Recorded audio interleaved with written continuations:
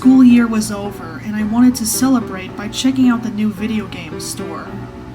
While looking through the computer games, I found a blank case with Radiation.exe written in red. I went to the cashier and asked her about it. "It came with our first shipment of games," she said. "I don't know why it's in our store. No one can even figure out who made it. However, it's our product, so we must sell it. The price is $4.99. Out of curiosity, I decided to buy the game. When I got home, I turned on my laptop and opened the game's case. The disc was blank, like the cover, but with no title. I initially thought the developers must have been too lazy to make the game good. To be sure, I inserted the disc into my disc player, and a gray square appeared on the screen with the text Radiation.exe below it. I clicked on it, and the screen went black, before showing a light gray background with the title and the words "Press Enter" below it. I pressed enter, and the screen revealed a pixelated grayscale city. Standing on the sidewalk was a man facing the screen. He wore a white and gray striped shirt with black pants and no shoes. The game had no sound, background music, or tutorials. I spotted something glowing on the wall of a nearby building on the right side of the screen. The mouse was invisible, nor could I click on anything. Wondering if the arrow keys would work, I pressed the right arrow key. Sure enough, the character moved. When he was right next to the glowing object, an E appeared on top. I pressed E on my keyboard, and a poster popped up on the screen. It read, "We're going to be under attack. Everyone is ordered to go into their shelters and stay there until further notice." I pressed E again to exit the poster and continued to go right. As my character continued walking, the sound of a siren broke the silence, and the expression on my character's face went from neutral to angry. A person was sitting in front of the house, crying. The E popped up again, so I pressed it. The man looked up at my character, and a white rectangle appeared at the bottom of the screen with text that read, "How could they do this to us?" The man then stood up, still facing my character as more text appeared.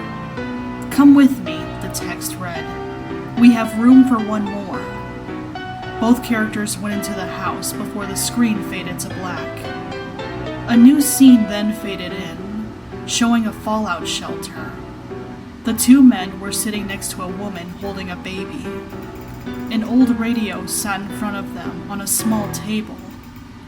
The father tried to get a signal before sitting back down. The white rectangle appeared again with text that read, "It's been 12 hours since we've received notice of the threat. The enemy will strike at midnight tonight. Everyone must remain in their shelters until the area is clear." The father turned to my character, and more text appeared saying, "We should get some sleep." The screen again faded to black, then faded back to the fallout shelter with everyone asleep. My character got out of bed, and the shelter's door started glowing. It was clear that he wanted to leave for some reason. I moved him to the door and pressed E. My character gently opened the door and snuck out of the shelter. The scene then changed to a backyard with the fallout shelter behind my character. The dark sky indicated that it was nighttime, and more text appeared for the last time. This time, it was my character speaking. It read, "If this is how it's going to be, then there is one thing I must do." My character then started walking off screen. This turned out to be a cutscene because I wasn't doing anything. My character then stopped in the middle of the road and looked up at the sky. The screen then zoomed out, showing a full view of the city. I then saw what looked like a small plane flying by, and something fell from it. It was a small black oval heading towards the city. The screen went white as soon as the oval touched the ground. It then faded to black, and one last thing appeared on the screen. It was a white text that read, "How could you?" I ejected the disc, put it back in its case, and rushed back to the game store. When I got there, I told the cashier everything that happened. The cashier told me to stay put, then went into the room next to the counter. After a while, she came back with the store manager. He asked if he could take a look at my game. I took it out of my backpack and gave it to him. The manager observed the case, then checked the disc. "Oh yeah, this is that weird game," he said.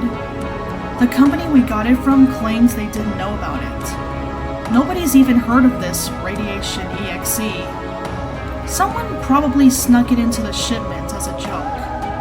The manager then gave me a full refund and I went home. That night, I had a nightmare where I was in the exact same city as the one in Radiation.exe. Not too far away from me was someone standing in the middle of the road and looking up. I went up to him, then froze a couple of feet away. It was the character from the game. "Hello?" I greeted the man, not sure if I should interact with him. He lowered his head to look at me. "Don't try to save me," he said. "It's too late." I asked him what he was talking about, but he wouldn't answer. Then there was a strange noise coming from above us. We both looked up and saw a plane flying by. When it passed us, something was falling from the sky. I felt sick upon realizing it was a nuke. I ran away, then stopped to look back at the character. He just stood there, watching as the bomb got closer. I yelled at him to run, but he wouldn't move.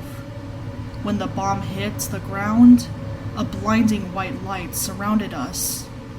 When the light died down, the entire city was destroyed. The character was lying dead on the ground. His skin was red, his hair was gone, and his clothes were torn. I looked down at my hands, realizing that I was alive and unharmed. I then looked forward and saw the character standing in front of me. His sudden appearance and revival was enough to scare me awake. I got out of bed and turned on the lights, feeling a little warm. When I did, I noticed something wrong with my arm. It was all red, like it was out in the sun for too long. I ran to the bathroom mirror and saw that I was all red and bald. My mom screamed when she saw me and called an ambulance. I was rushed to the hospital and into the emergency room. The doctor told me I was exposed to a lot of radiation. When asked how it happened, I confessed that I didn't know and just woke up like that. The rest of that day was a blur of examinations. Due to my condition, I had to stay at the hospital. During my first night, I couldn't sleep.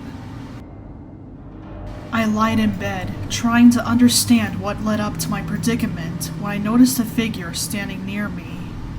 By then, my eyes had already adjusted to the darkness. To my horror, it was the guy from Radiation.exe, still deformed from the explosion. Instead of looking up like he did before, he just stared straight ahead, but not at me. This time, I was too frightened to talk to him. I was so scared that I pinched myself to wake up, but to no avail. What do you want from me?" I stammered. The character turned to look at me and spoke for the very last time. "To suffer the same way I have," he said. The nurse walked in on us and saw me shaking under my covers. She asked what was wrong, and I told her to call security.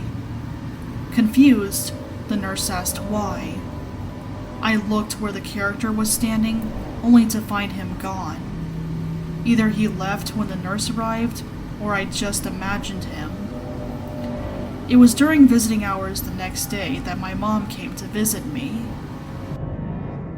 She told me that the manager of the game store where I found Radiation.exe died last night. He was found sitting in front of his computer with his skin red, his hair gone, and his face frozen in fear. The only thing the police found was the manager's computer screen. It was frozen, with a black background and white text that read, "How could you?"